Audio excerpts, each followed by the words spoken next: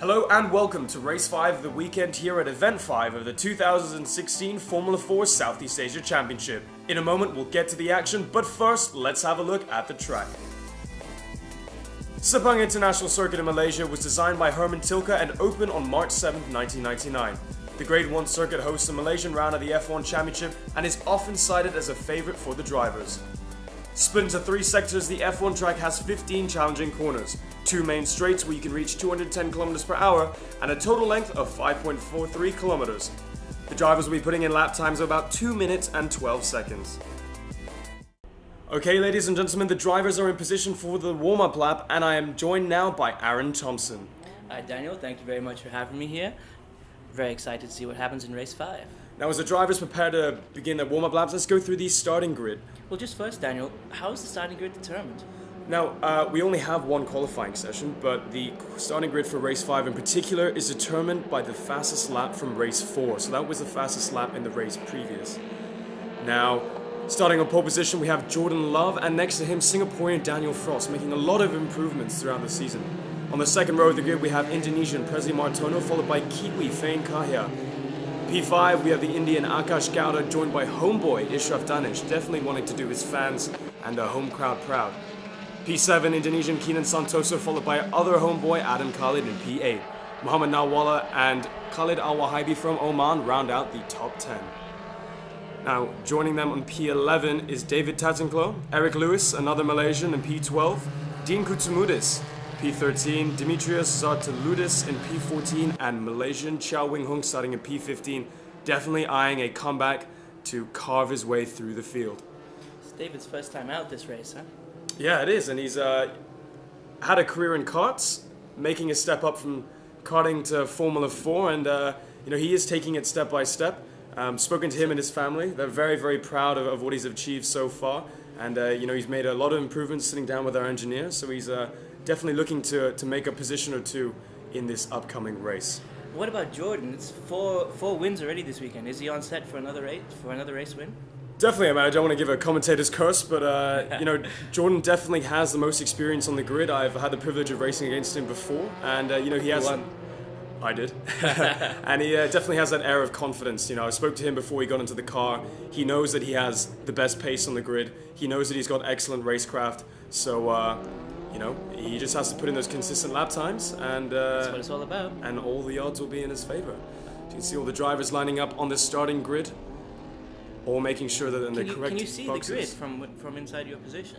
You can see the grid as you pull up to the box, but it's hard to see whether your car is within the boundaries of the box. Is that what the yellow line beside is for? To yeah, give you so an you can just about see the yellow line, and you have to make sure that your front tire is on top. Right, and all the drivers are lined up on the grid for the start of race 5.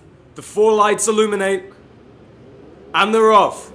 Another lightning start from Australian Jordan Love. Another good start from is that Eric Daniel Lewis Frost. Stalled there at the back there? Eric Lewis stalled at the back. A great start by Daniel Frost in P2. But will it be enough to pip Jordan into turn 1? Is that Presley there? Looks like. Yeah, Presley under pressure. Oh. Jordan Love ahead into turn 1. Is that Fain Kahya trying to take Presley on the inside? Yep, into turn 2. Has he got him? Has he got him? Nope. Oh no, just Presley's got the better there. drive. And that's a clean start. Good to see. Who's going to make the moves into turn 4?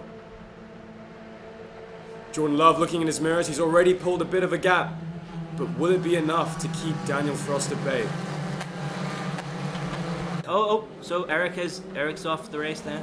Yep, Eric unfortunately unable to rejoin the race. The marshal's doing a good job in recovering off the track. Drivers making their way through turns 5 and 6. Very, very high-speed corner. It's crucial that the drivers take it flat in the first few laps when your tires are cold. They might not be able to do so. Cars twitching around the place. Heading now into turn 9. Another excellent overtaking spot at the Sepang International Circuit. Very, very heavy braking. Who's going to make the move? Oops, some drivers taking a peek. Kenan Santoso making his way up now. The gap already is building from Jordan Love to Daniel Frost in P2. The Australian already putting in quick lap times. Looks on set to be another race win for him today. Here we are on Jordan board. now. Coming through turn 14.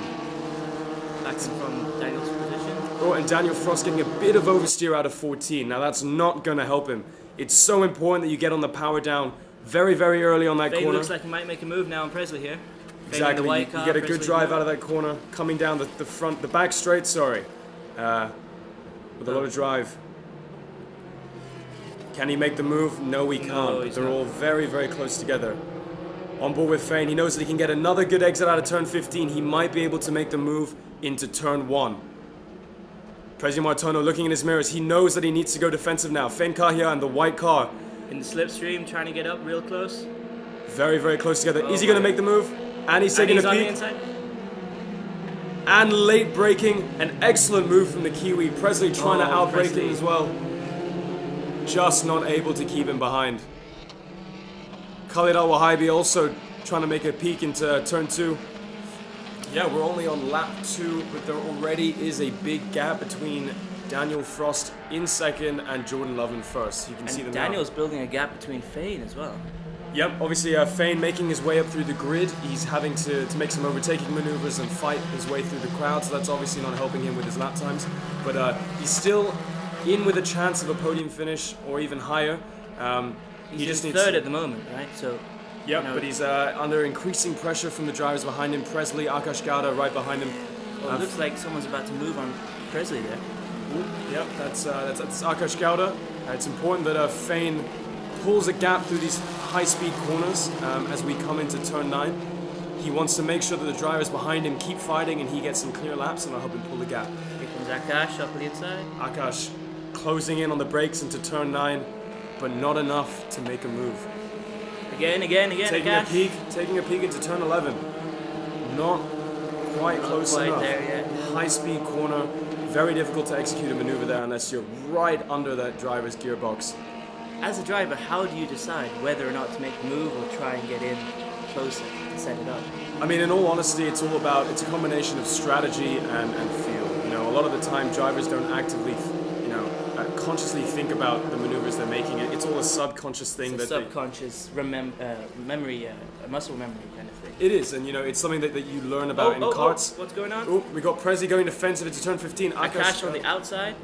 He's going to make the move around the outside. Very, very difficult because we have a long straight coming out of turn 15. Presley pushing him a bit wide, making big sure right that he there. gets a good drive on the front straight.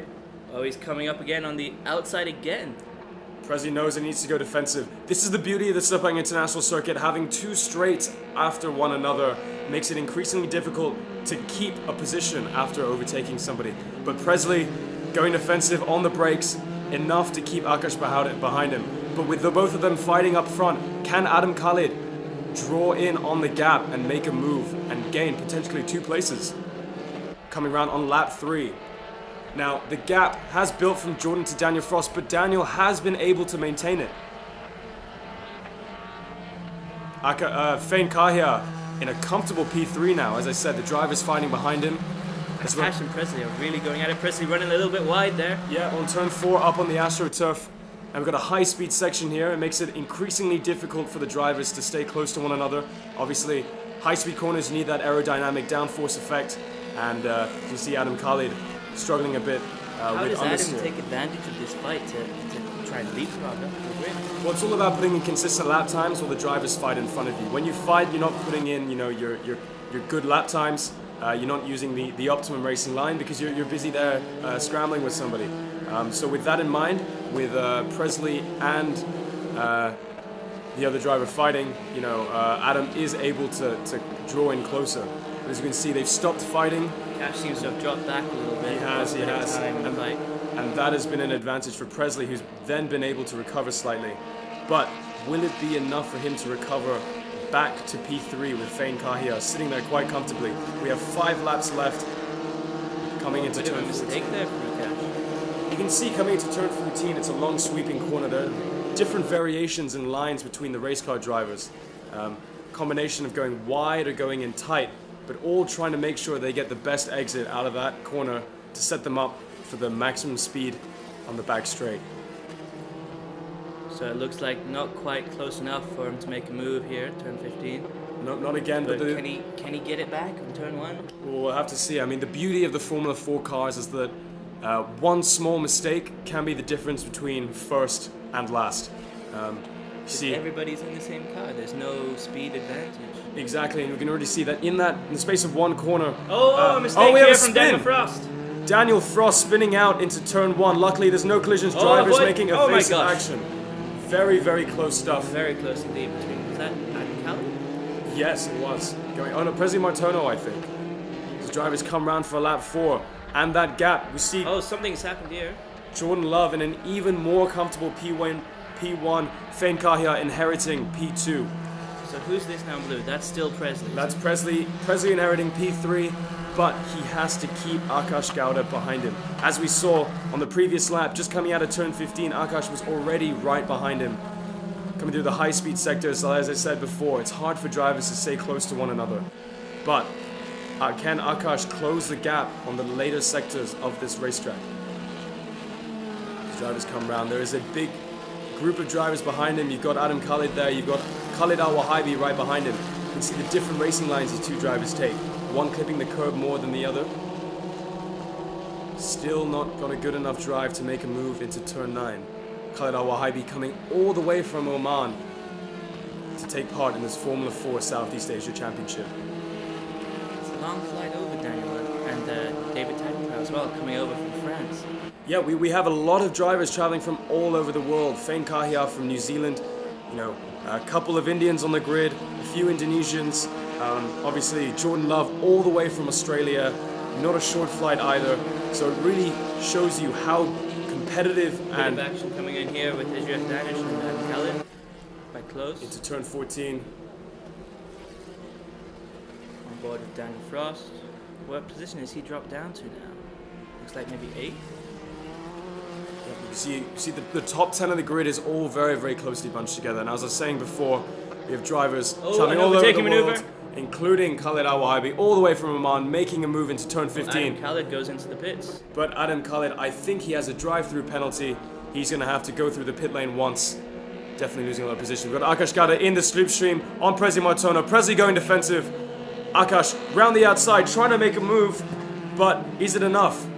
No, it's not. Turn 1, a very, very long right-hander. Drivers can go 2 abreast, but sometimes it won't pay off. Here we got Adam Khalid doing his drive-through penalty.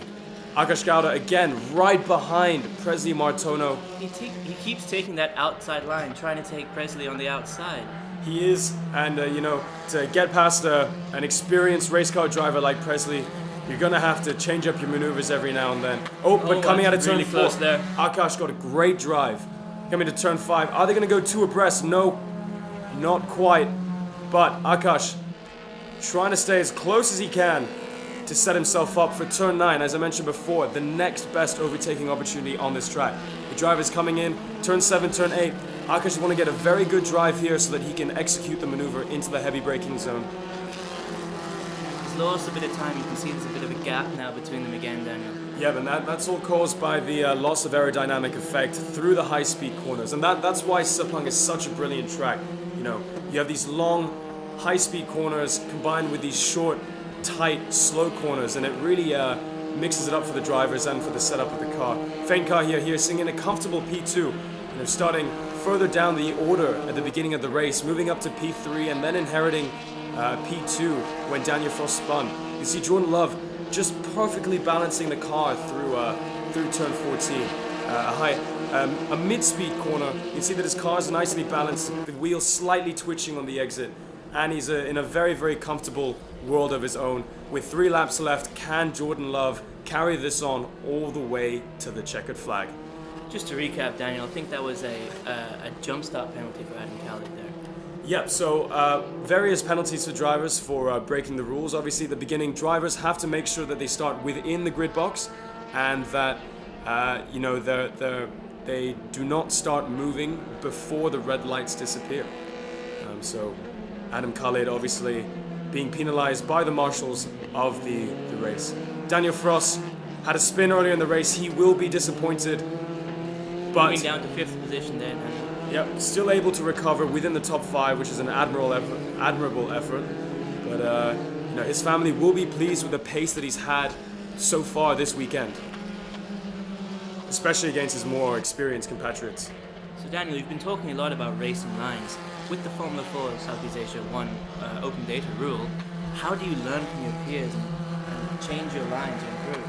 So drivers can learn how to improve their driving styles with a combination of onboard camera footage as well as the open data engineering concept. So drivers are able to see all the telemetry data as to what the fastest driver on track is doing in terms of braking, throttling, and steering inputs. Combine that with your onboard camera footage, and you mean that every driver has equal opportunity to be the fastest on track. So right now, Jordan Love right at the front of the field, putting in the fastest lap times. All other drivers after this will be able to access all of his data to see exactly how he's able to put in these quick lap times from lap 1. But it's not easy, is it? There's a learning curve to understand the telemetry and data. It's not just like we can't just read it. No, of course, and a lot of these drivers are making their first move up from karting, where we don't quite have as much data and input, from engineering software as we would normally. So a lot of these drivers are learning how to interpret these lines and graphs, and being able to watch the footage and really make comparisons between them and other drivers. They are, of course, assisted by world-class engineers with, pinnacle motorsports experience, all helping these drivers make their move up to their first experience of Formula Car racing.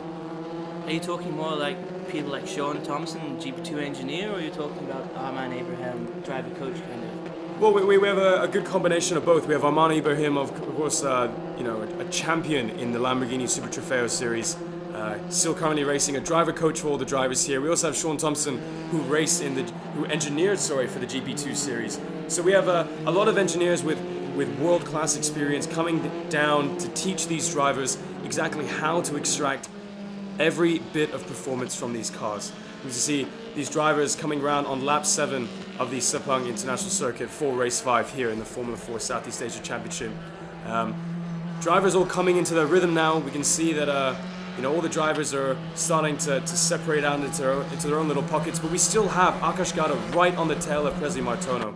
Battling for third position here in the race? Yeah, battling for third. By this point, the drivers won't be at their peak, the tires won't be at their peaks, the lap times won't be at their peak either. It gets increasingly difficult to maintain, a lead over somebody, but Akash is doing very, very well to keep up with the Indonesian ace. Consistently within that 1 second gap, isn't it, between Presley and himself? No, he really, really is, and that is a sign of a good driver. Putting in consistent lap times one after the other. Now, massive respect to Presley Martono as well. It is very, very difficult to be consistent when you have a driver right on your tail. It's that pressure, isn't it? It affects you, it gets you in the corners. It does, and that shows you that the driving is not only a physical sport, it really is a mental sport. You need to have that mental toughness to be able to keep an opponent behind you and to make sure that you don't make any mistakes so you don't get distracted. And speaking of mental performance, Jordan Love, extremely confident going to this race weekend, and that's just able to translate into his driving style. You can see now he's built up an impressive lead over He really has. With 1 lap to go, I don't think it's realistic that anybody could touch him in P1. Unless there was a big turn-up, a big mistake by Jordan or something like Yeah, that. exactly. But the driver is very, very confident, and we'll just have to see. He's been very, very consistent. But so have the drivers behind him. Fane Kahia making an impressive move up the field into P2. We know that his family made a load of sacrifices for him to be here today, so he's going to be ecstatic with another podium finish in the Formula 4 Championship. And coming around for the last lap, we've got Jordan Love in P1, Fane Kahia P2, Presley P3, Akash P4, Daniel Frost in P5, recovering after a spin. See, on the last lap, we've got Akash Gowda peaking into turn 1 to overtake Presley Martono, but it just wasn't enough. He knows that this is his last opportunity to make a move on the Indonesian. Do you think he'll try and just get in as close as he can and save everything for the last corner, Daniel? So, you've got loads of different strategies, and it's all down to the driver. You can see Presley Martono peeking at his mirrors as he comes into P4. He knows that Akash is there. Drivers are going to want to make every move on any opportunity on the track, but also drivers are going to want to set smooth corner entries to make sure that they're right up on the tail to the driver in front of them. So Akash is want to be driving the pants off of that car. Oh, but he's going very, very wide. The pressure getting to him, but he's still able to stay within that 1 second gap to Presley Martono ahead. That is not going to make him happy. He knows that coming into turn 9 here was one of his best chances to executing an overtaking maneuver, but he's now just too far away. That's going to give Presley Martono a bit of fresh air and make him a bit relieved, I think. I can imagine a bit of the stress and the pressure he's been under the whole race is off him now. Yep, well, we can't speak too soon. We've seen that Akash Gowda is fast in the second portion of this track. As we come around to turn 14, the leader coming on the second last corner. Nice smooth entry. You can see that he's just taking it very, very easy. He knows he has a big gap. He knows he needs to save the tires for the last race of the weekend. Fane Kahia doing the same. Jordan Love in a world of his own. Very, very relaxed, very confident. We can see Akash Gowda still very, very close to the Indonesian, but can he execute an overtaking maneuver into turn 15? And he's just not quite close enough. He does move in closer on the brakes, but can he get a good drive out of turn 15? Jordan Love takes the checkered flag in P1. He punches his fist up into the air. He's going to go home a happy boy. Fane Kahia in P2. Akash Gowda finishing in P4, just behind the Indonesian in P3. Daniel Frost finishing in P5. He is not going to be happy with that, especially since he was sitting in P2 for most of the race weekend. Now let's look at the provisional results. We've rounded out the top 5 with Daniel Frost, but in P6, Ishraf Danish, Khalid Al-Wahaibi from Oman in P7, Kenan Santoso, Muhammad Nawala and Adam Khalid rounding out the top 10. David Tadanklo finishes in P11, with the rest of the drivers, Eric Lewis, Dean Kutsumunis, Dimitrios Zartaludis, and Xiao Wing Hung not finishing the race. So it was an exciting race 5, an 8-lap sprint race. As predicted, Daniel, another race win for Jordan Love. Yep, no, well, he's had a fantastic weekend so far. He only has 1 race left. Can he make it a full winning race Who's weekend? in the best position now to challenge Jordan for the next race? I would say that it would be Daniel Frost or Fane Kahia. You know, Fane Kahia started in the back of the grid and he had to make his way up, so that obviously disadvantaged him. But he has the pace. But so does Daniel Frost. Daniel Frost has been starting up at the front row with Jordan Love. He's had mega starts at the beginning. You know, it was just very, very unfortunate that he put in that mistake coming into turn 1 halfway during the race, and he's not going to want to make a mistake like that coming into race 6. He knows he has the pace. He just needs to have a little bit more of an advantage to pip Jordan, and his elusive race win could be there. Hopefully, Daniel. I wish him all the best for the next race. Yeah, we all do, and also all the drivers come in after the checkered flag. They now enter the pit lane as Jordan Love pulls in to the finishing gantry right in front of the number 1. That is the place right all on drivers... top of the number 1 there, Daniel. That's as close as you could possibly park. Yeah, that is exactly where all drivers want to be parking their car at the end of a race weekend. You know, right here at Sepang Formula 1 International Circuit. A lot of their heroes have ended races at that same very spot, and this very much is their first step to Formula 1. Jordan Love getting out of his car. Shaking hands with Peter Thompson there, chairman and CEO. Yeah, we got Fane Kahia coming out of the car as well. Very, very happy chatting to Peter Thompson. Between Jordan and his mechanic. And we got Akash Gowda congratulating Jordan. It's nice to see a lot of sportsmanship going on there. We got Akash Gowda congratulating Presley Martono. Presley just pipping him out in the last lap of the race. All the drivers parking behind them. And Daniel, earlier in the race we talked briefly about the physical effect on a driver. How tiring is it? Well, especially at the Sepang International Circuit where, you know, you are only a couple degrees away from the equator. You have massive humidity. So even if you're outside of a car, the weather takes a toll on the driver's body. These cars, of course, with downforce, are a lot harder to drive than anything else that the drivers have been used to in their racing careers, especially coming from go-karts. So they have to work on their physical fitness. And okay, so everybody's coming out onto the podium there. There's Presley Martono from Indonesia in position 3. Fane Kahia very, very happy, making his way up through the field. This boy putting in a lot of effort, finishing P2. It's like he just won the race. And we've also got race winner all the way from Australia, Australian ace, Jordan Love, congratulating his colleagues on the podium. That's good to see. Very, very happy with his race win. As we Peter Thompson now to present the trophy to third place winner, Presley Martono. all these drivers, very, very young, at the very early stages of their career, already making waves in international motorsports. Farhat Maghzani there, team director, presenting the trophy to Fane Kahia. Here we go, Peter Thompson giving the big trophy to Jordan Love. The crowd cheering for him. All these drivers coming from across the world to be here in Malaysia. Daniel, what's this fourth trophy now we just saw being presented? So that is the Rookie Award, and Presley Martono being the rookie, highest finishing Rookie Award, all for the Indonesian. Very, very happy. That boy's going to be going home with a lot of trophies this weekend as we prepare for the Australian National Anthem. I think this is the national anthem now, so should we go quiet and sign off, and we'll see you guys next time for race 6. Yeah, not long to go. I'm Daniel Woodruff. Joined with me is Aaron Thompson, and we see you guys for race 6.